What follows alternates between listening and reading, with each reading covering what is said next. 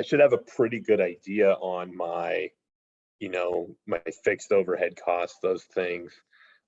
Is that then something that you even look at backing into those numbers from a sales target and a production target? And I'm thinking of things that, are maybe additional to this year. And I think of like both of our companies, for example, like our CompanyCam being a software, Contractor Coach Pro being a service, but those would both be things that fall into this kind of fixed overhead. How do I look at stuff like that? Not necessarily our products, because those should just be a must, right? But of course. Anytime I'm looking at going and bringing in some sort of new fixed overhead, what does that analysis look like? Because I could look at it at the high level and be like, okay, this is going to be X number of dollars that divides out by this much per month into my overhead budgets. So now I need to do this in sales. Is that the way to look at it? Or do I even need to go one step further and look at, like, in adding this piece of overhead, what is it doing for us, and understanding that end of it?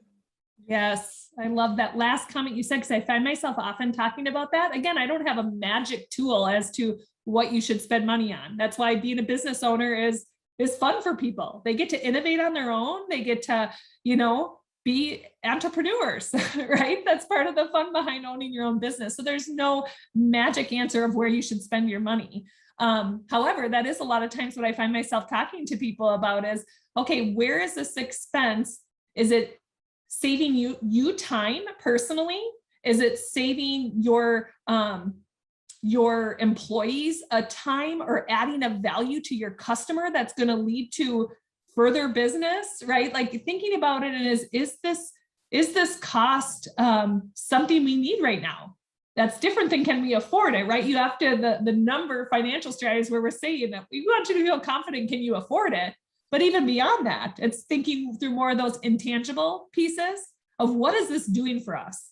Is it a gut feel to want to do this? A lot of times we talk about our strategy coaching is really geared to set you up for growth, right? We come in alongside of you, because a lot of times you don't need a ton of strategy. If you're just, like trying to stay small and things are going well, intense strategy, and your numbers, right? Again, if you don't know your numbers, I'd give a plug. You should know, even if you don't want to grow.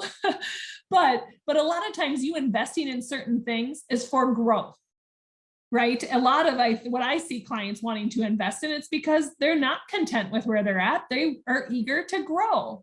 And so that gets into that intangible space of just giving yourself a moment to, review some numbers, put a little thought into it. I think when you talk about what I see with most successful business owners, it's not the rash decision-making always. You need to have a bit of that, risk-taking sense, but taking that moment to digest both the tangible data and the intangible of what this is providing.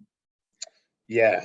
So would it be safe to say with my overhead numbers that I should maybe even have them in a couple different buckets, where it's like, I should maybe look at some of these overhead numbers in a way that, okay, I am spending this much money, but it's also delivering this amount of ROI to me, whether that be in time savings or whatever that is, versus some of those even more just true sunk costs of like my insurance and my car payments, those kind of things. Obviously, maybe even your vehicles are probably even a bad example, like, because, if I've got 25 vehicles out on the road and they're all, within 2 years of age, and I'm not having to deal with them being broken down so that my guys aren't able to get to jobs, and I'm not having to deal with a ton of repairs on them because they're so new. So even those would probably fit in this bucket of, is this expense able to generate an ROI, or is it able to save me time, or whatever that may be? Is it safe to say that I should divide my overhead into a couple different buckets? Oh, that's a good thought. Now, to be honest, I've never gone down that road with the overhead spend to really try and bucket it out and which ones have ROIs. I think it depends on the specific contractor industry, right? With the variability and how that can get analyzed. I think I'm tainted right now with this storm idea of like, you see people's variability is pretty high with storms, because a storm can hit and it can swing things so far, right? And now you're in a way different plot of, so if you're analyzing ROI in a storm year, well, it's going to look a lot different than in a non-storm year. So I think it would depend on the industry, but I would, that's the creative unique of seeing, well, what it is that you're trying to invest in, and can you tie it to a direct ROI calculation? Yeah, and I think that's kind of where I was getting with that question is like, there's two types of entrepreneurs and business owners out there. Mhm. There's the ones that are so like, well, if I spend $10 on this, that's $10 on my overhead. And then there's others that are like, well, by spending $10 on this, I'm actually saving 3 hours of time. So let me please spend $10 10 Yes. times. Yes.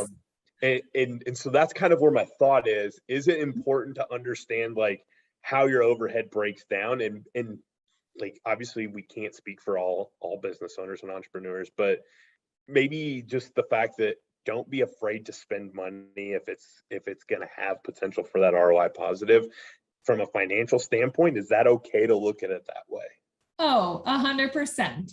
And it goes, in my mind, it goes back when you talk about that vulnerable space in this contractor space, is let your profits do some of that investing. If you don't want to get yourself in a risky, vulnerable space, build up some profit within your company, and now go have fun building it with some of those decisions that you want to make on that, right? Because people are out there making all sorts of decisions to grow their company in the contractor space. And so I think if you remind yourself of let's let our profit make some of those decisions, and now absolutely tracking that. How much am I willing to invest back in to take us to the next level?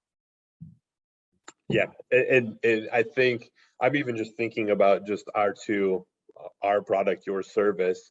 And, I think about CompanyCam, and it's, well, how much time is having that tool in your guys' hands going to save them throughout a day?